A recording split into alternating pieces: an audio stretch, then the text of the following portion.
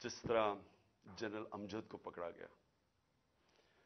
मैं तो जनरल अमजद को नहीं जानता, मैं तो उनको टीवी पे सुनता था। लेकिन अगर किसी को कोई शक है कि अगर कोई मुहिब्बे वतन पाकिस्तानी जो इस मुल्क की दर्द रखता है, जिस तरह वो बोलते हैं और अपने दिल की बात करते हैं, उसको अगर उठा के जेल में डाल दिया, और यानी हम सब अपने आप से पूछे ना कि इसका मतलब पाकिस्तान में तो जमहूरियत खत्म हो गई है।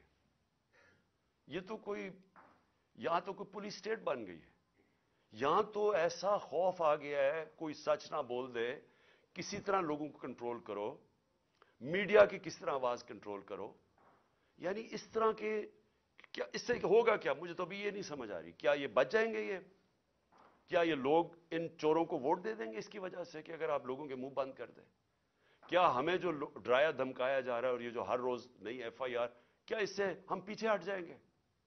हमारे लोग इस वक्त जो जेलों के अंदर गए हैं, जेल भरो तहरीक में, हर हर दूसरे शहर में जाते थे और ज्यादा लोग जेलों के लिए तैयार हो जाते थे। इन्होंने, हालांकि जेलों में हम पॉलिटिकल प्रिजनर्स ये जा रहे हैं, हम सियासी प्रिजनर, कोई मुजरिम नहीं है, लेकिन जेलों में ऐसे रख रहे हैं जैसे कि कोई दहशतगर्द आ गए या कोई डाकू